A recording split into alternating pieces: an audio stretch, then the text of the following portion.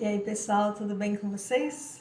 Eu sou a Daura Menezes, sou psicanalista, fotógrafa e estou aqui com mais uma dica de leitura. Esse aqui é o meu canal, onde eu falo de leitura, falo de fotografia e falo também um pouquinho de dança. Se você gosta desses temas, fica por aqui comigo, já se inscreve para você não perder nada.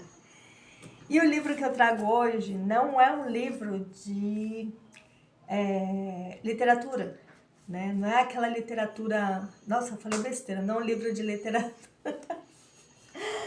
A mesma coisa falar que uma comida não é culinária, né? Bom, vamos seguir aqui desse jeito para vocês verem que nada é fake, que a gente comete erros mesmo.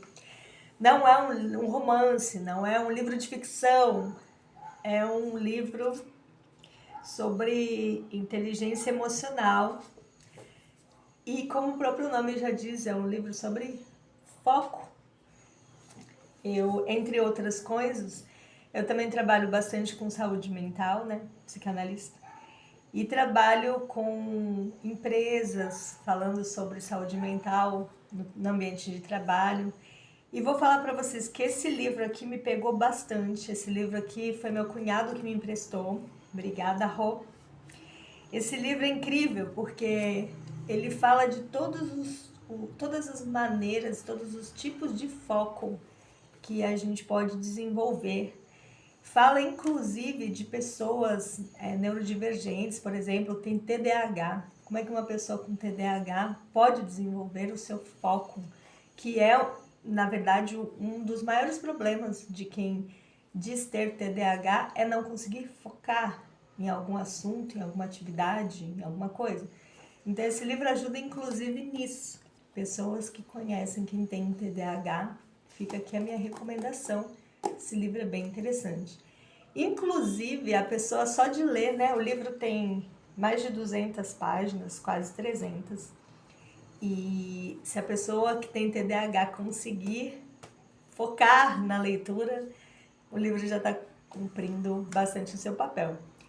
Mas vamos falar um pouquinho mais, vou falar alguns detalhes. Eu separei algumas coisinhas interessantes sobre o livro, sem dar spoilers. Por exemplo, existem algumas informações sobre foco que às vezes passam despercebido pela gente, né? Por exemplo, quando a pessoa tem um hiperfoco em alguma coisa, não adianta você vir com dados, vir com ciência, vir com provas, que a pessoa vai continuar acreditando naquilo que ela colocou na cabeça. Então, aqui na página... Opa! Deu uma paradinha aqui a câmera. Na página 75, por exemplo, dessa edição aqui que está na minha mão, tem uma parte que eu sinalizei como sendo importante para a gente entender a polaridade no Brasil. Existem outros países, como os Estados Unidos, por exemplo, que também vivem uma polaridade política, mas esse trecho desse livro, na página 75, ele fala... O nome do trecho o nome do capítulo é Pensamento de Grupo, Pontos Cegos Compartilhados. Aqui já está dizendo tudo, mas ele esmiuça um pouco mais ao mostrar para a gente que quando você coloca um foco muito direto, quando você realmente transforma alguém, uma ideia, um partido, um grupo em um herói, em a pessoa ser, aquele partido ou aquele grupo, ser o grande detentor de toda a verdade, por exemplo, ser o único possível, não adianta você vir com provas de que aquele grupo não presta. Não adianta você vir com provas de que aquele grupo é criminoso. Não adianta você trazer um extrato bancário dizendo, olha aqui o dinheiro sujo que caiu na conta dos caras. Olha aqui os imóveis comprados em dinheiro. Olha aqui a prova dos roubos e crimes. Não adianta. Então, quando eu li esse capítulo, vou até repetir o título, tá? Pensamento de Grupo, Pontos Cegos Compartilhados.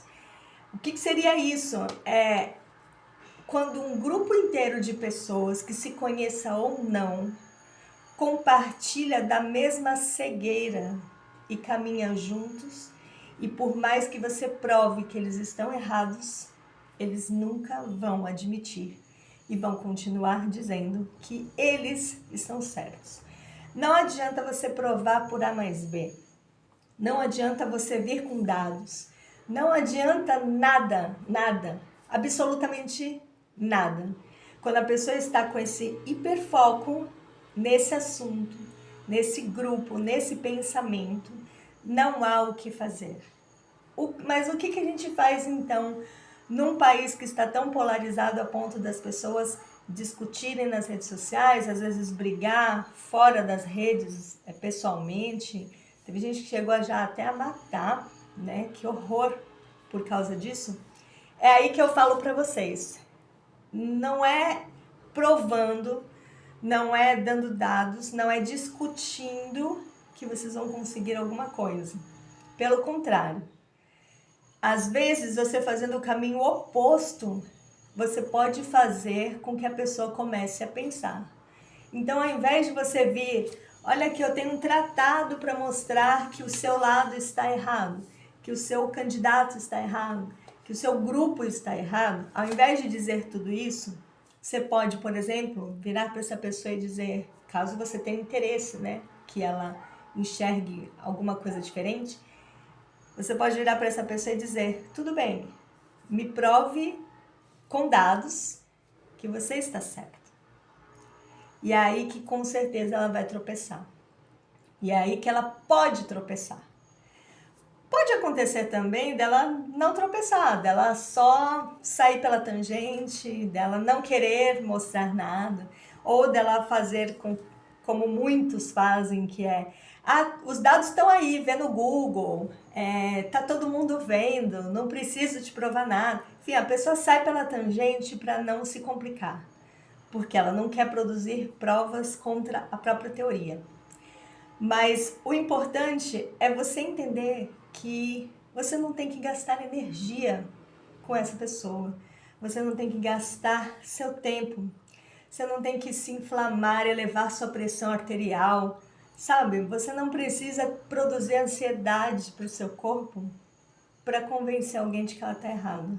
Porque graças a esse foco maluco que a pessoa colocou naquilo, e tendo todo um grupo para embasar, porque está todo mundo cego junto, você não vai conseguir provar que eles estão cegos e o seu grupo não está.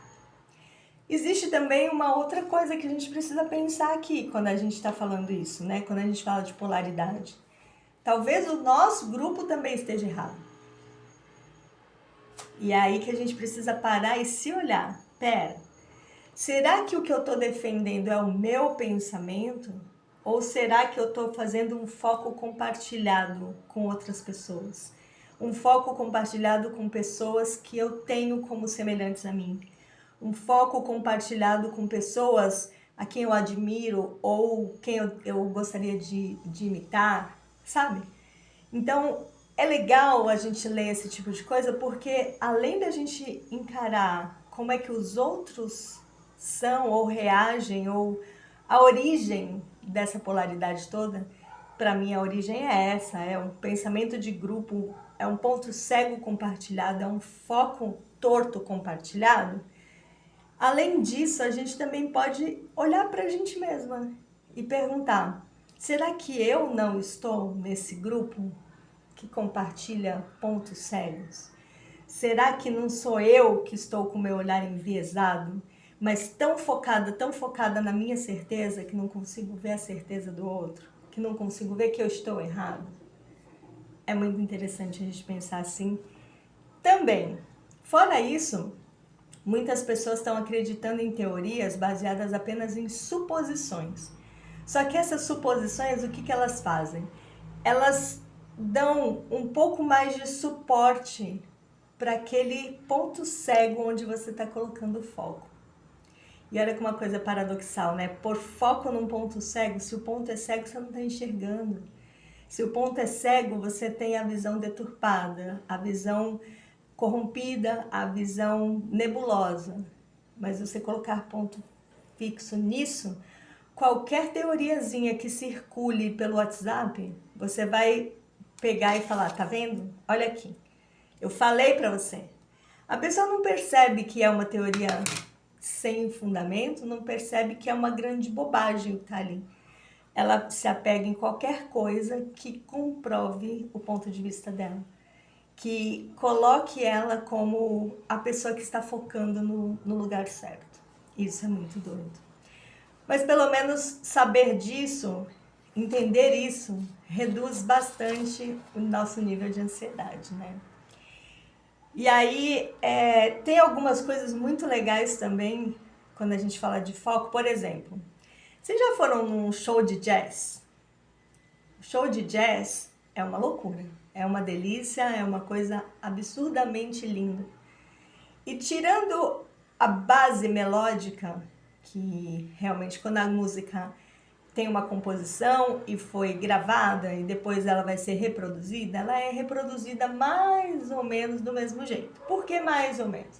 Porque aquela base melódica composta, ela vai se repetir, mas todo show ao vivo de jazz tem improvisos. E muitas vezes não há nem a música composta. Há apenas improvisos. Olha que legal. E aí como é que fica assim, todo mundo improvisando? O cara dos metais, o cara da guitarra, o cara da bateria, tá todo mundo improvisando. Como é que uma coisa vai casar com outra? Isso se chama foco. Apesar de estar todo mundo improvisando, está todo mundo muito ligado e concentrado no que os outros estão fazendo. E eles estão tão acostumados, e eles estão tão embutidos naquilo. Eu não posso nem falar acostumados, porque às vezes os músicos de jazz, eles improvisam no show de outros, né? Então não dá nem pra gente ficar falando de estar acostumado a tocar junto, mas quanto mais juntos esses músicos tocam, melhor fica o improviso, porque eles meio que já sabem no que vai dar, e mesmo que eles venham com uma coisa completamente nova, eles estão muito focados no andamento daquela música, no sentimento daquela música.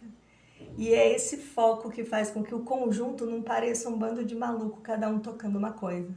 Quando a gente escuta um show de jazz, a música, todos os instrumentos casam, mesmo que todo mundo esteja improvisando. Isso é foco, isso é lindo. Outra coisa bacana do ponto de vista da compreensão, né? Existem outros tipos de ponto cego no cérebro humano que não são apenas sobre a polarização, não dizem respeito apenas a isso, mas dizem respeito também aos problemas globais. Então existem muitas pessoas que simplesmente ignoram o aquecimento global, ignoram a crise climática, ignoram a necessidade de proteger os animais, de proteger o solo, de tirar o plástico dos oceanos. As pessoas não estão nem aí. Agora, por que parece que essas ameaças não abalam a maioria dos seres humanos, né? Eu sempre fiquei me perguntando isso, e aí tem um trecho aqui do livro que fala o seguinte: como vimos, um ponto cego no cérebro humano pode contribuir para a desordem, inclusive essa. O aparato de percepção do nosso cérebro tem um ajuste fino para um alcance de atenção que trouxe bons resultados para a sobrevivência humana. Somos equipados com um foco afiadíssimo para sorrisos e expressões de irritação, bebês e rosnados de animais. Mas não temos qualquer radar neural para as ameaças ao sistema global que suporta a vida humana. São questões macro ou micro demais para que nós as percebamos imediatamente. Assim, quando confrontados com essas ameaças globais, nossos circuitos de atenção tendem a dar de ombros.